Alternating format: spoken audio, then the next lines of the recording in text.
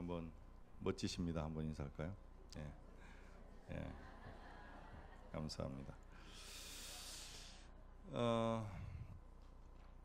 요즘 사무엘상을 우리가 새벽에 묵상하고 있습니다만 오늘 사무엘상 12장 전체를 좀 살펴볼 텐데 사무엘상 전체 속에서 오늘은 이스라엘의 역사의 분기점 또 역사의 전환점이 되는 중요한 사건이 등장을 하고 있습니다.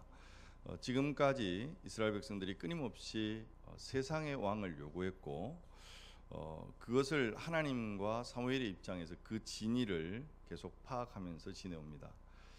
정말 필요하냐? 다시 한번 생각해 보면 좋겠다. 끊임없이 여러 가지 사인을 보내고 검증하시는 가운데 이 백성들의 마음이 결코 포기하지 않을 것을 확인하게 되어지죠. 그것이 11장에 나오는 암몬의 나하스가 쳐들어왔을 때 사울이 분연히 일어나고 거기에 여호와의 신이 임하게 되고 사울이 놀라운 전쟁의 승리를 거두어냅니다. 이 전쟁의 승리 결과 이후에 백성들의 입에서는 놀라운 고백이 나오는데 그 전까지만 해도 누가 사울을 우리의 왕으로 세웠냐 이런 시비를 가는 사람들이 있었습니다만 오히려 분위기가 바뀌어서 누가 사울이 이스라엘을 다스릴 수 있겠느냐라고 말했느냐 반문하면서 사울을 아주 국가적인 영웅으로 만들어 놓습니다. 그것을 사무엘이 유심히 지켜보는 가운데 이제 더 이상 안 되겠구나. 그 전쟁이 어떻게 보면 마지막 검증이었어요. 우리가 잘 기억하셔야 될 것은 사울이 이 전쟁의 리더로 승리한 것처럼 보여지지만 그 전쟁을 통해서 하나님께서 보이고자 하셨던 것은 그 전쟁의 철저한 주도권을 누가 가지고 계세요? 하나님이 가지고 계세요. 하나님이 역사의 경영을 움직이고 계시는 거예요. 그 하나님이 하시는 일들을 보기를 원했는데 암몬과의 전쟁을 통해서 하나님은 보이지 않고 인간 사울만 보이게 되어지는 그 결과가 그래서 이 백성들의 생각 속에는 이 승리는 하나님의 승리가 아니라 사울의 승리로 이해하게 되어지는 거죠. 그리고 보면 사람은 늘 그런 것 같아요. 보고 싶은 것만 보고 듣고 싶은 것만 듣게 되는 게 사람이 아닌가. 또 하나 여러분 절대로 인간은 설득되어서는 안 되는 존재예요. 설득해서 되는 존재가 아니다고. 만져보고 뜨거워야 그러지 한 발 주춤거리지 그냥 말로 설명하면 친구 목사님들에게 늘 하는 이야기가 자식들에게 잔소리하지 마라. 여러분 우리 가정의 딸 늘 여성들에게 제가 뭐라 그래요? 저는 확신합니다. 이 땅의 여성들은 늘 옳은 소리만 한다고. 바른 소리만 해요. 그런데 그 옳은 소리와 바른 소리가 사람을 죽여요. 그래서 옳은 소리 이전에 사랑의 소리를 하십시오. 이걸 유심히 사무엘을 편에서 지켜보고 있는 거예요. 그리고 백성들을 전부 길갈이라는 지역으로 모으고 있는 것을 보게 됩니다. 여러분 길갈이라고 하는 지역은 가나안 땅에 이스라엘 백성들이 들어갈 때 아주 중요한 교훈이 있었던 장소입니다. 길갈이라는 뜻이 뭐냐면 수레바퀴라는 의미를 가지고 있는데 이 길갈은 모든 애굽의 수치와 그 광야의 수치가 따라합시다. 굴러갔다. 모든 수치가 이제 굴러갔다. 끝났다. 이런 의미입니다. 그 속에 가나안의 삶은 철저하게 하나님에게 순종할 때 하나님으로 인하여서 살아가는 백성들에게 승리할 수 있다는 그 의미를 길갈에서 이스라엘 백성들이 가나안에서 확인했던 것을 보게 되어집니다. 이 길갈로 다시 한번 백성들을 모으고 있는 모습을 보게 되는데 이제 사무엘은 12장에 와서 지금까지 사울이라는 존재를 개인적으로 기름 붓고 또 확인하는 과정이 있습니다만 백성들 앞에 공인시키고 이제는 역사의 무대에서 자신은 스스로 퇴장하고 있는 그런 상황에 오늘 본문이 있습니다. 역사의 전환점이 이루어지고 있는 그런 상황이죠. 그것을 어떻게 사무엘이 진행하는가 오늘 우리가 유심히 살펴볼 필요가 있는데 여러분 길갈에 모아둔 이스라엘 백성들에게 여러분 11장 오늘 본문이 시작되기 전 15절 본문 우리 같이 한번 봅시다. 다 같이 한번 읽어보겠습니다. 사무엘상 11장 15절 시작. 모든 백성이 길갈로 가서 거기서 여호와 앞에서 사울을 왕으로 삼고 길갈에서 여호와 앞에 한목제를 드리고 사울과 이스라엘 모든 사람이 거기서 크게 기뻐하니라. 사울과 백성들이 크게 기뻐했어요. 아, 이제 됐다. 이제는 이 민족이 뭔가 되겠다. 저 정도 잘생긴 왕, 저 정도 실력 있는 왕이라면, 우리의 왕이 저 정도라면 우리는 외세의 침입으로부터 얼마든지 든든히 지킬 수 있을 거다. 사울 왕도 기뻐했고 백성들도 아주 기뻐했다. 크게 기뻐했다. 그 상황을 바라보면서 한 사람만 기뻐할 수 없는, 누굴까요? 사무엘입니다. 사무엘은 역사의 뒤안길로 사라지면서 마지막 설교를 시작을 하고 있는 거죠. 여러분, 오늘 12장 1절부터 한번 보십시다. 사무엘이 온 이스라엘에게 이르되, 보라, 너희가 내게 한 말을 내가 다 듣고 너희 위에 왕을 세웠더니 이제 왕이 너희 앞에 출입하느니라. 보라, 나는 늙어 머리가 휘어졌고 내 아들들도 너희와 함께 있느니라. 내가 어려서부터 오늘까지 너희 앞에 출입하였거니와 내가 여기 있나니 여호와 앞과 그의 기름 부음 받은 자 앞에서 내게 대하여 증언하라. 내가 누구의 소를 빼앗았느냐, 누구의 나귀를 빼앗았느냐, 누구를 속였느냐, 누구를 압제하였느냐, 내 눈을 흐리게 하는 뇌물을 누구의 손에서 받았느냐. 그리하였으면 내가 그것을 너희에게 갚으리라 하니. 사무엘이 마지막 설교를 하는 내용을 보면 이런 설교를 하는구나 이렇게 보지 말고, 왜 이런 설교를 할까 이런 생각을 한번 해보십시오. 좀 내용이 이상하지 않습니까? 역사의 리더십을 이제 마무리하고 무대에서 사라지는 사무엘이 마지막 공식적인 설교를 하는데, 사무엘이 백성들에게 5가지에 걸쳐서 검증을 요청하고 있어요. 그것은 하나님에게서, 그리고 내가 기름 부은 사울에게서, 그리고 백성들 모두에게서 검증을 받기를 원하는데, 5가지 검증 구체적인 내용이 뭡니까? 3절의 말씀에 보면 내가 누구의 손을 빼앗은 적이 있느냐, 내가 누구의 나귀를 빼앗은 적이 있느냐, 내가 누구를 속인 적이 있느냐, 내가 누구를 압제한 적이 있느냐, 내가 누구에게서 뇌물을 받은 적이 있느냐. 그러면서 하는 말이 증언하라. 그런 일이 있으면 내게 증언하라. 내가 갚아주겠다. 물러서면서 확인하고 있습니다. 여기에 대해서 백성들이 이구동성으로 확인해 주는데 4절 5절 우리 다시 한번 읽어볼까요? 다 같이 읽습니다. 시작. 그들이 이르되 당신이 우리를 속이지 아니하였고 압제하지 아니하였고 누구의 손에서든지 아무것도 빼앗은 것이 없나이다 하니라. 사무엘이 백성에게 이르되 너희가 내 손에서 아무것도 찾아낸 것이 없음을 여호와께서 너희에게 대하여 증언하시며 그의 기름 부음 받은 자도 오늘 증언하느니라 하니 그들이 이르되 그가 증언하시나이다 하니라. 아멘. 사무엘이 3차례에 걸쳐서 증언을 합니다. 첫째는 하나님에 대하여, 두 번째 내 뒤에 기름 부음 받은 사울에 대하여, 세 번째 마지막 자기가 섬겼던 백성들의 앞에서 내가 그런 것이 있느냐? 없습니다. 그렇게 증언을 받고 있는, 일치되게 소를 빼앗은 적이 없고 나귀를 빼앗은 적이 없고 누구를 속인 적이 없고 압제한 적이 없고 뇌물을 받은 적이 없습니다. 완전하게 증언해 줍니다. 자, 오늘 우리는 이 본문을 보면서 야, 사무엘 참 깨끗하게 살았다. 하도 이런 사람이 요즘 없으니까, 요즘 뭐 이런 사람이 참 찾기가 쉽지 않잖아요.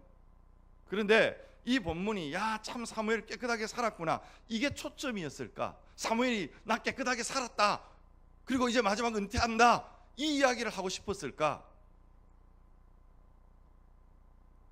물러나는 마당에 사무엘이 이 이야기를 듣고 싶어서 굳이 설교를 이렇게 했을까? 저는 사무엘의 인품이 그렇지 않다고 생각합니다. 그러면 이 메시지가 담고 있는 핵심, 사무엘이 이야기하고 싶었던 메시지의 중심이 뭘까요? 2가지를 생각해 봅니다. 먼저는, 그럼 왜 너희들이 왕을 구했느냐? 라는 질문이 다시 던져져야 합니다. 그 말이에요. 이 검증을 통해서 사무엘이 드러내고 싶었던 것이 뭘까? 이들이 왕을 구한 동기가 얼마나 잘못되었던가를 드러내고 싶은, 하나님도 사무엘의 리더십의 흠을 찾지 못해요. 사울도 흠을 찾지 못해요. 섬김의 대상이었던 백성들도 흠을 찾지 못했던 법적 용어로 증언해주고 있습니다. 그런데 왜 왕을 구해요? 그들이 왕을 구한 동기 자체가 뭔가 문제가 있지 않느냐라는 질문이 이 속에 담겨져 있는 거잖아요. 또 하나, 동시에 그러면 왕을 구한 그 책임은 누구의 책임이냐 이 말이에요. 다시 말하면 왕을 구해서 후에 벌어지는 모든 결과의 책임 소지를 분명히 하려고 하는 사무엘의 의도를 봅니다. 여러분, 누구의 책임이죠? 백성들의 책임이에요. 이것이 사무엘이 자기의 검증을 통해서 드러내고 싶은 메시지가 아닐까. 여러분, 원문에 보면 12장 그 3절에 누구의 소를 빼앗았느냐, 누구의 나귀를 빼앗았느냐, 여러분 이 빼앗았느냐라는 이 표현이 나오는데, 하나님도 빼앗은 적 없다, 사울도 빼앗은 적 없다, 섬기는 백성들도 당신이 우리를 통치하면서 우리 것을 빼앗은 적이 없다, 그렇게 증언해 줍니다. 그런데 여러분 잘 생각해 보세요. 나중에 누가 다 빼앗아 가죠? 그들이 세운 왕들에 의해서 백성들은 다 빼앗깁니다. 결국은 빼앗기게 돼 있어요. 사무엘은 그것을 이미 경고하고 있고, 그래서 후에 이 왕을 구했던 그 불순한 동기들을, 그 동기들이 백성들에게 있고, 그 불순하게 구했던 왕들의 그 결과가 부메랑이 되어서 백성들에게 돌아갈 결과, 분명한 책임의 소지를 다시 한번 확인하고 가자. 결국 왕들에게 다 빼앗깁니다. 착취당합니다. 이게 역사가 오늘 우리에게 증명해 주고 있는 거예요. 오늘 본문이 여기서 끝나면 얼마나 우울합니까? 그러나 사무엘은 이 불순한 동기를 드러내면서도 신실하신 하나님의 언약으로 다시금 그 백성들을 이끌고 갑니다. 이것을 지난주에 말씀했던, 따라합시다, 언약 갱신. 언약을 갱신하는 거예요. 자, 6절 말씀을 우리 같이 한번 볼게요. 다 같이 한번 시작. 사무엘이 백성에게 이르되 모세와 아론을 세우시며 너희 조상들을 애굽 땅에서 인도하여 내신 이는 여호와시니. 자, 12장 전체가 여러분 아주 어려운 질문을 던질게요. 몇 절로 구성되어 있죠? 25절로. 여러분 대단하십니다. 죄송합니다. 25절로 구성되어져 있어요. 길지 않는 한 장에 여호와께서, 하나님이 주어가 되어서 사용되어지는 표현이, 여러분 동그라미 집에 가서 한번 쳐보시면 33번 내지 34번 정도가 정확하게 나옵니다. 자, 여러분 국문학을 하시는, 혹시 국어 가르치시는 국어 선생님들, 여러분 한 문장에 동일한 이 단어가, 제가 이 설교하다가 보면 자꾸 이 반복되는 문장이 한 번씩 있어요. 그러면 누가 지적해 줘야 돼요? 사모님이 지적을 해줘요. 요즘은 지적 잘 안 합니다. 한번 받고 나면 몇 주 설교가 어려워지기 때문에. 있잖아요 이렇게 말하시는 분들도 우리 교회에 있고, 저 같은 경우는 오늘 이런 표현들을 많이 쓸 때가 있어요. 근데 국문학적인 측면에서 25절에 33번 내지 34번을 주어가 계속 반복된다. 좋은 문장일까요? 나쁜 문장일까요? 좋은 문장이 아니에요. 같은 표현을 쓰더라도 다른 표현법들을 쓰는 것이 여러분 시나 문학에 있어서 좋은 표현법들이잖아요. 그런데 성경을 기록할 때 하나님께서 의도적으로 일부러 그 형식을 깨트릴 때가 있어요. 언제 그렇습니까? 뭔가 급박하고 절박할 때 이런 표현을 쓰는 거예요. 여러분 성경을 보다 보면 대표적인 본문을 어디서 만나면 에베소서 1장입니다. 그래서 에베소서 1장을 해석하기가 상당히 쉽지가 않아요. 에베소서 1장은 하나님의 그 어떤 작정의 신비, 예정, 하나님의 경륜, 이런 것들을 지금 설명하게 되는데, 너무너무 하나님의 그 경륜과 하나님의 섭리와 하나님의 그 뜻이 너무나 영광스러워서 바울이 이 문장을 쓰는데 막 사실은 어려웠어요. 어제 우리 옥천에 가신 분들이 구룡산을 올라가셨잖아요. 제가 그렇게 험한 산인 줄 알았으면 아예 안 데리고 갔을 텐데, 제가 하왕산보다 쉽다고 생각하고 올라갔다가 마지막 300m 남겨두고 되게 후회했는데, 아름답잖아요 구룡산, 교회에서 보면. 근데 너무 아름다운 거예요. 그래서 제가 구룡산은 산봉우리가 어떻고, 권사님한테 들으니까 막 금강산 같고 막 이런 얘기했는데, 막 이런 표현들을 제가 잘 할 수도 있지만 여러분 있잖아요. 구룡산 아시죠? 무슨 말하는지 다 알아들었죠? 불교 성도들 똑똑한 줄 믿습니다. 전혀 안 똑똑하시네. 예, 막 말하고 싶은데 막 잘 몰라. 정말 좋은데 뭐 있잖아요. 다 알아들어요. 여러분 지금 사무엘상 12장이 그런 식의 설교를 한단 말이에요. 설교하면서 했던 말 또 하고 또 하고, 하나님이 25절의 짧은 문장 속에서 여호와께서, 여호와가 뭘 강조하고 싶은다는 거예요? 따라합시다. 하나님이 하신다.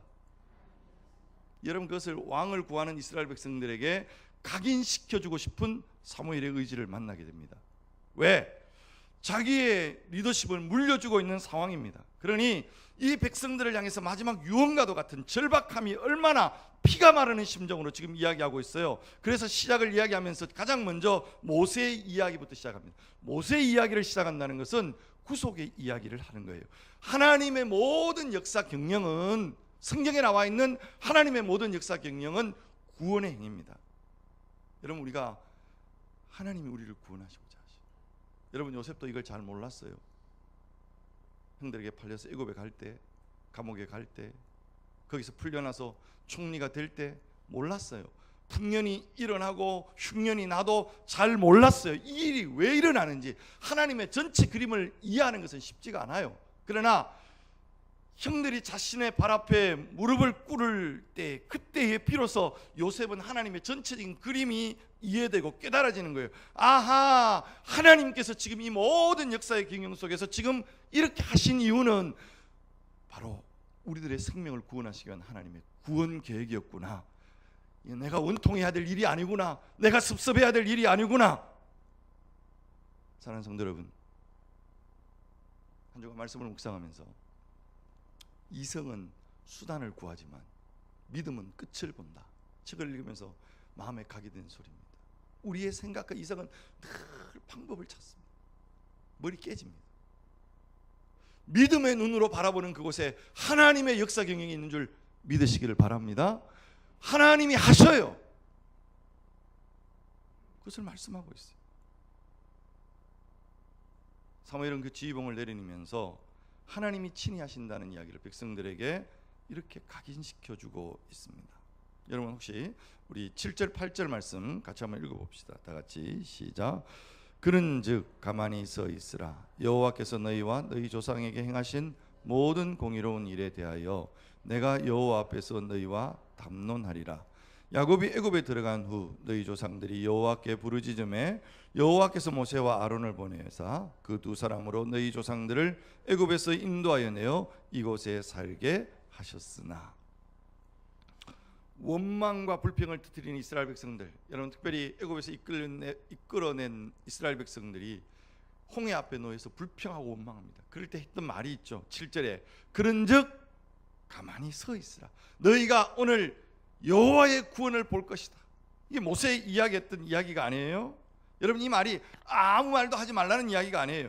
하나님 앞에 맡기는 시선, 문제 너머에서 역사하시는 하나님의 역사 경영을 볼 수 있는 눈을 가지라는 거예요. 그걸 위해서 우리는 기도해야 되는 거죠. 이 모든 구원의 과정에 하나님이 철저히 이끄시고 보호하시고 아니하셨건만 그들은 어떻게? 11절 말씀 같이 한번 볼까요? 다 같이 시작.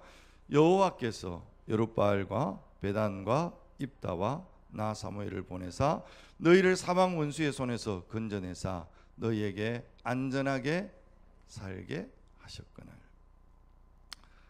네 사람의 이름이 등장합니다. 여러분 공통된 공통점, 네 사람의 이름의 공통점, 여러분 혹시 오늘 찾으시면 시상할 수도 있습니다. 여룻바알, 베다는 그 밑에 각주에 보면 바락이라는 사람이에요. 입다, 사무엘, 이 네 사람의 공통점, 예? 크게 이야기하십시오. 뭐죠?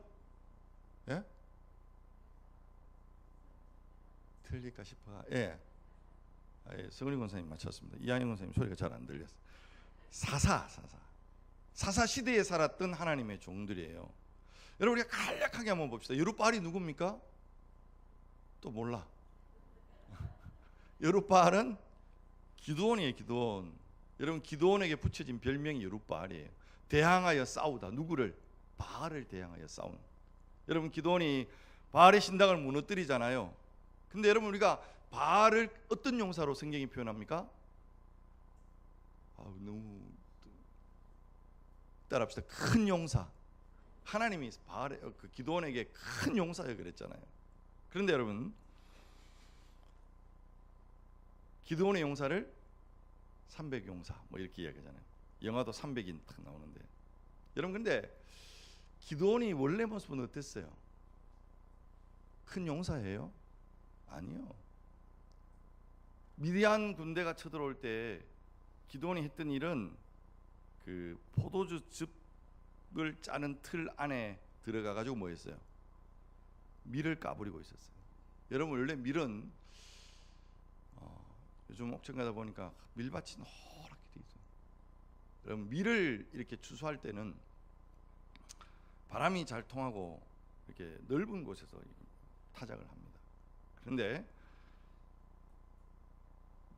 포도주 즙 틀에 들어가서 아무도 보지 않는 곳에 앉아가지고 까부리고 있어요. 밀을 까부리고 있어요. 그에게 나타나서 하나님이 큰 용사여 그렇게 말씀합니다. 이 말씀이 큰 용사여서 큰 용사라고 표현했을까요? 꼴 좋다, 이 표현이에요.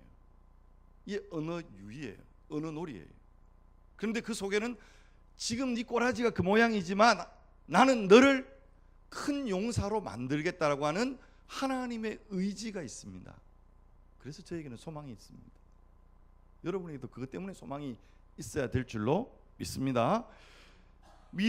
기드온의 300용사, 여러분 특공대 맞아요? 아니요.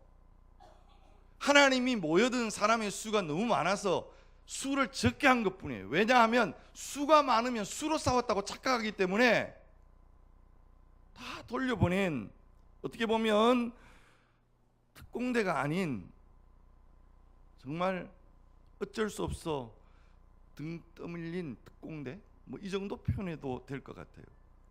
그 메뚜기처럼 펼쳐진 미디안 용사들을 하나님이 역사하셔서 구원의 역사를 펼치신 줄로 믿습니다. 그 도구로 기드온과 300용사가 사용되는 은혜를 누린 것입니다. 그 뒤에 나오는 베다는 각주의 성경에 보면 바락이죠. 바락은 유명합니다. 그 당시에 여선지자가 드보라예요. 여러분, 바락은 당시에 국방부 장관이에요. 이방인이 쳐들어옵니다. 근데 바락이 드보라한테 가서 뭐라 그러냐면, 당신이 함께 가지 않으면 나는 결단코 가지 않습니다. 누가 이야기하는 거예요? 당시에 남자라고 하는 우리 남성들 국방부 장관이라고 하는 양반이 이야기를 하고 있는 거예요. 드보라가 하도 보다가 못해서 알았다, 같이 가자. 여러분, 이게 당시 이스라엘 백성들의 모습이에요. 그런데 하나님이 이 못난 이스라엘 백성들이 하나님의 손에 붙들림 받으니까 하나님의 역사가 나타나는 거예요. 하나님의 경영이에요. 입다 기생의 아들이었습니다. 주류 속에 들어오지 못한, 한마디로 스펙 없고 뭐 정통도 없고, 그래서 그에게 몰려드는 사람들은 성경에 보면 잠육분이라고 표현하고 있습니다. 이런 비주류가 역사를 바꾸겠어요? 누가 바꿔요? 하나님이 바꾸십니다. 오늘 그것을 믿습니다. 이 사사시대가 맞춰질 즈음에 사무엘이 등장하는 거예요. 여러분, 사무엘, 아이를 낳을 수 없었던 한나, 그 불임의 시대에 불임의 고통을 안고 있던 한 여인이 나는 마음이 슬픈 여자라, 하나님 앞에 슬픔을 끌어안고 하나님의 은혜의 보좌 앞에 나가서 하나님 앞에 기도로 뚫고 나아갈 때 하나님과 심정이 통했던 여인, 하나님의 마음을 알아버린 여인, 그 하나님의 여인이 하나님의 사람을 하나님께 드리는 사무엘의 역사. 여러분, 4명의 이야기를 하고 있지만 중요한 것은 이 4명의 영웅이라는 이야기를 하는 게 아니에요. 4명에게 사람에게 초점이 맞춰 있는 것이 아니라 이러한 사람들을 통해서 하나님이 친히 역사의 어둠을 거두어내시고 병든 역사를 고치시고 하나님이 하셨다. 누구를 통해서? 하나님의 사람들. 왜 사무엘이 이 이야기를 하고 있을까요? 눈에 보이는 왕을 구하고 있는 이스라엘 백성들에게 경종을 울리는 겁니다. 눈에 보이는 왕이 너희를 구한 거 아니다. 언제나 여호와가 하나님이 너희의 참된 왕이다. 절박한 마음으로 문장을 망가뜨려 가면서 설교가 매끄럽지 않지만 애통해하는 마음으로 말이에요. 가슴을 치는 마음으로 하나님이 오늘도 이 교회의 주인이신 줄 믿습니다. 여호와 하나님이 오늘 우리 인생의 주인인 줄 믿습니다. 이 이야기를 하고 있는 거예요. 12절 보십시다. 너희가 암몬 자손 왕 나하스가 너희를 치러옴을 보고 너희의 하나님 여호와께서는 너희의 왕 되심에도 불구하고 너희가 내게 이르기를 아니라 우리를 다스릴 왕이 있어야 하겠다 하였도다. 암몬 전쟁에서 하나님이 철저하게 승리하게 하셨음에도 불구하고 그래도 왕이 필요하냐? 백성들은 뭐예요? 그래도 왕이 필요합니다.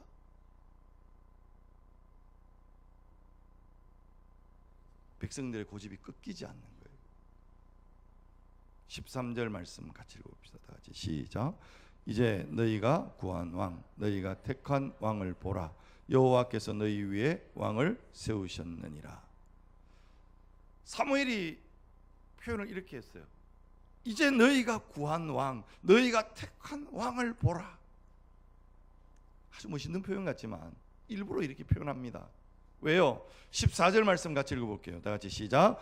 너희가 만일 여호와를 경외하여 그를 섬기며 그의 목소리를 듣고 여호와의 명령을 거역하지 아니하며 또 너희와 너희를 다스리는 왕이 너희의 하나님 여호와를 따르면 좋겠지만은, 줄 쳐놓으세요. 좋겠지만은. 역사가 그렇게 갔습니까?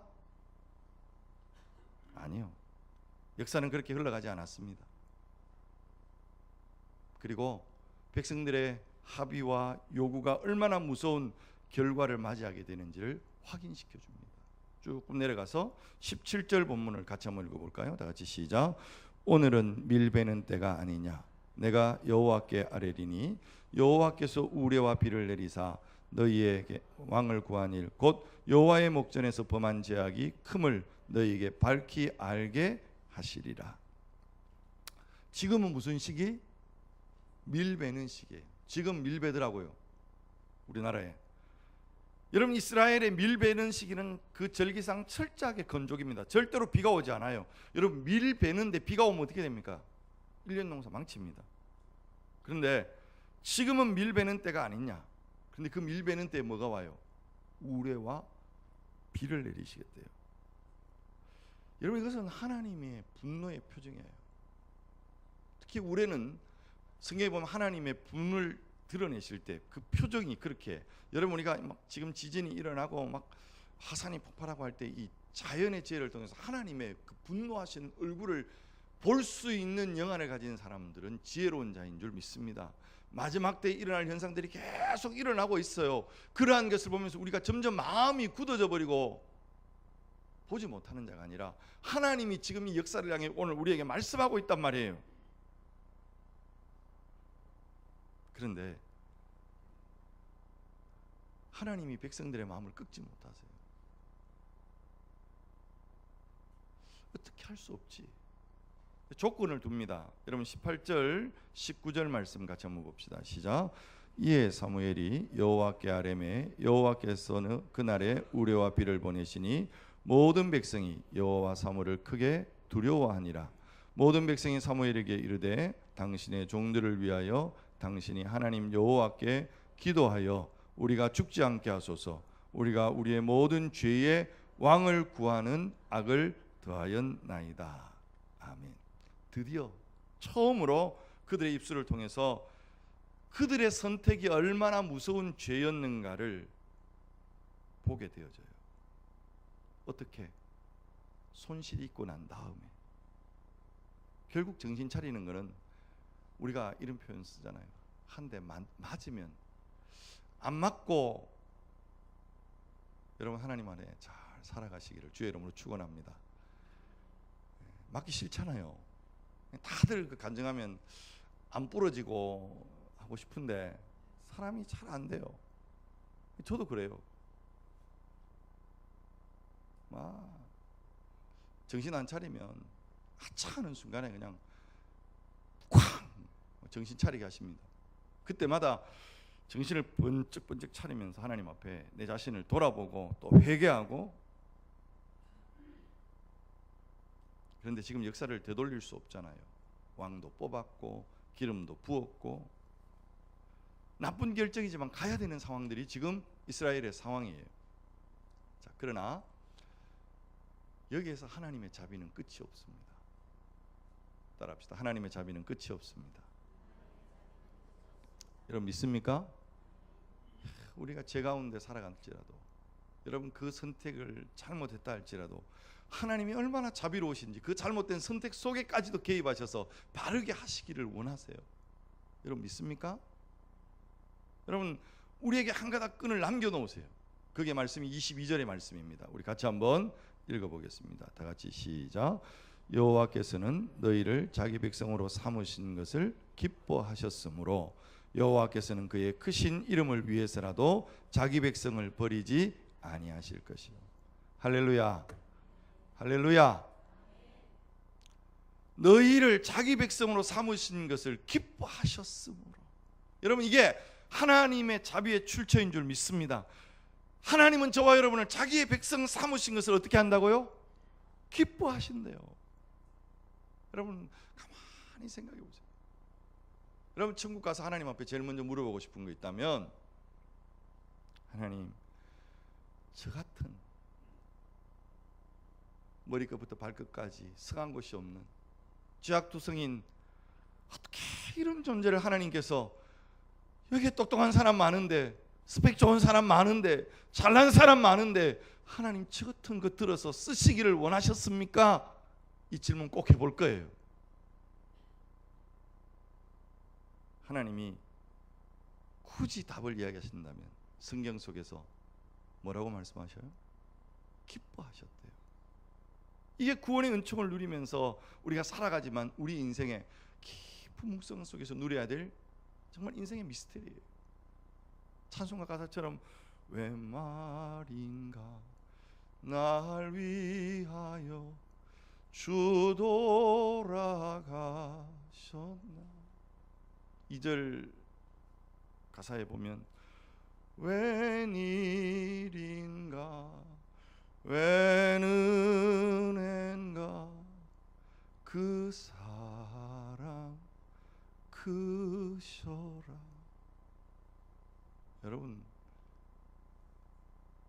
우리가 신앙생활하면서 다 알고 가는 거 아닙니다. 알면서 가는 영역보다가 모르면서 가는 영역이 더 많아요. 말로는 논리로는 설득이 안 되는 영역이 참 많아요. 말씀을 통해서 하나님께서 정말 여러분 가장 아이러니는 하나님이 나 같은 존재를 위해서 왜 십자가에 못 박히셔야 하는 말이에요. 그분이 왜 나 같은 존재 때문에 죽으셔야 하느냐 말이에요. 나는 나를 알잖아요. 웬일인가 웬 은혜인가 그 사랑 크신 거예요. 그분이 기뻐하신 것밖에는 없어요. 하나님 말씀합니다. 여호와께서는 그의 크신 이름을 위해서라도 자기 백성을 버리지 아니하신대요. 뭘 위해서요? 그의 크신 이름. 어디서 많이 표현 이름, 본 이름 아니에요? 본 문장 아니에요? 시편 23편에 여호와는 나의 목자시니 내게 부족함이 없으리로다. 그러면서 중간에 뭐예요? 자기 이름을 위하여 의의 길로 인도하시는 우리 하나님. 정확하게 여러분 이스라엘의 목자 역할을 했던 사무엘이 그 개념을 이야기합니다. 나아가 이 모티브를 다윗이 사용하고 있는 것을 우리는 보게 되어지는 거죠. 23절 이제 결론을 좀 맺읍시다. 23절 같이 한번 읽읍시다. 시작. 나는 너희를 위하여 기도하는 를 여호와 앞에 죄송합니다. 제가 이거 좀 말이 꼬였습니다. 다시 시작. 나는 너희를 위하여 기도하기를 쉬는 죄를 여호와 앞에 결단코 범하지 아니하고 선하고 의로운 길을 너희에게 가르칠 것인즉. 여러분 무슨 길을 가르쳐요? 선하고 의로운 길. 여러분 의의 길이 뭡니까? 결국은 예수 그리스도예요. 성경의 모든 의는 그리스도 생명으로 이어지는 의의 길. 다윗이 시편을 통해서 결국 누구를 바라보게 합니까? 예수 그리스도를 바라보고 하고 예수 그리스도를 대망하게 하는 것. 그분이 나의 목자라고 고백하는 거죠. 사랑하는 성도 여러분, 사무엘은 목자의 심정으로 오늘 유언과 같은 이야기를 합니다. 나는 너희를 위하여 기도하기를 쉬는 죄를 여호와 앞에 결단코 범하지 않을 것이다. 오늘 특별히 이 설교 다 준비했는데 은퇴하신 목사님이 오신다 그래가지고 내가 이 설교를 바꿔야 되나 혹시나. 우리 여기 은퇴하신 권사님들, 내 나이에 은퇴했는데 뭐 할 게 있나. 여러분, 가장 큰 일이 남아 있습니다. 무슨 일이 남아 있어요? 따라합시다. 기도하는 일. 기도하는 일이 제일 큰 일입니다. 믿습니까? 이엠 바운즈는 기도는 노동이다, 아니 중노동이다라고 표현을 하고 있는 것을 봅니다. 왜요? 기도는 싸움이기 때문에. 그럼 모든 리더는, 특별히 우리 교회 사랑방장, 우리 장로님들, 여러분 특별히 우리 교사들, 여러분이 여러분의 양떼의 이름을 매일마다 이름을 불러가면서 기도하십시오. 제안합니다. 여러분, 제가 처음 교사할 때 박조준 목사님이라고 그 통합지교 목사님의 설교를 은혜 받아서 매일마다 이름을 불러가면서 기도했는데 여러분 놀라운 부흥을 경험하게 되더라고요. 여러분, 저도 지금 여러분의 이름을 불러가면서 기도하고 있습니다. 몇 명까지 가능할지는 모르겠지만 제가 도전받고 있는 것은 우리 교회 오셨던 김인중 목사님, 안산동산교회 김인중 목사님은 지금 16,000명의 교인인데 자기가 솔직히 고백하더라고요. 3,000명까지는 매일 아침마다 이름 불러가면서 기도하셨다. 저는 못합니다. 그래서 3,000명 안 줄 줄로 믿어요. 제가 감당할 몫을 하나님 주실 줄 믿는데, 여러분 양떼의 이름을 불러가면서 기도하는 거, 여러분 그 기도를 쉬는 것은 분명 사무엘의 표현대로 죄를 범하는 것이다. 기도하지 않는 것이, 목회자로 기도하지 않는 것이, 말씀의 꼴을 위하여 기도하지 않는 것이 죄라고. 지금 사무엘은 사실상 퇴장합니다. 그러나 더 큰 사역을 위해서 퇴장하고 있는 거예요. 어떤 사역? 이스라엘 백성들을 위하여 기도에 전념하겠다고 하는, 사랑하는 성도 여러분, 저와 여러분이 각자의 삶의 현장 속에서 어떻게 보면 우리는 늘 눈에 보이는 가치, 눈에 보이는 문제, 이번 주에 계속 많이 이야기했던 이야기가 뭐냐면, 문제라고 하는 것은 여러분 이건 너무 크다, 그죠? 이 컵 뚜껑이 있지만 이렇게 보면 그냥 컵 뚜껑이에요. 그러나 이것이 이렇게 오면 이 불을 다 가립니다. 아니, 태양을 가립니다. 이 정도가 아니라 100원짜리 동전 하나가 내 눈앞에 딱 오면 이 100원짜리 동전 하나는 태양 전체를 가립니다. 우리의 인생의 문제를 바라보는 시각을 이야기합니다. 문제만 바라보면 하나님 안 보여요. 문제만 바라보면 그 문제 속에 갇혀요. 그리고 그 문제 속에서 좌절해요. 그러나 기억하십시다. 문제를 넘어서서 역사하시는 하나님, 문제 속에 개입하셔서 역사하시는 하나님의 주권, 그 하나님 오늘도 우리의 왕이십니다. 그 하나님 오늘 우리를 다스리십니다. 그 하나님으로 인해 오늘도 눈에 보이지 않는 가치, 바로 기도의 자리에서 9일의 공동체가 승부를 거는 그런 축복이 우리 모두에게 있기를 주님의 이름으로 축복하고 축원합니다. 하나님 아버지,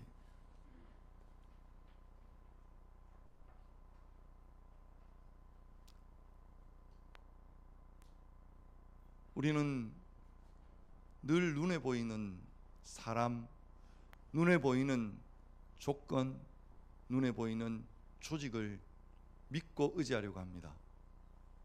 눈에 보이진 않는 하나님을 믿는다고, 바라본다고 기도도 하지만 그 하나님이 내 인생 속의 주인이기를 원치 않을 때가 너무 많습니다. 하나님, 인간 왕을 구했던 이스라엘 백성들의 죄악을 철저하게 지적하며 참된 하나님이 오늘 우리의 인생의 왕이기를 원했던 사무엘의 피 끓는 유언의 메시지를 하나님 이 아침 9일의 공동체가 받아들입니다. 하나님, 불쌍히 여겨 주옵소서. 하나님을 하나님으로 인정하지 못했던, 하나님을 왕으로 인정하지 못했던 우리들의 연약함을 용서하여 주시옵소서. 이 공동체가 어떤 사람이, 어떤 조직이, 시스템이 이끌어가는 것이 아니라 하나님의 말씀이 이 공동체를 이끌어가는 역사가 있게 하여 주옵소서. 하나님의 말씀 앞에 우리 모두가 아멘하며 순종할 수 있도록 도와주시옵소서. 우리 모두가 하나님의 보좌 앞에서 서로를 위해 기도하며 눈에 보이지 않는 하나님의 가치를 보며 승리하는 하나님의 백성들이 될 수 있도록 도와주시옵소서. 감사합니다. 예수님의 이름으로 간절히 기도하옵나이다. 아멘.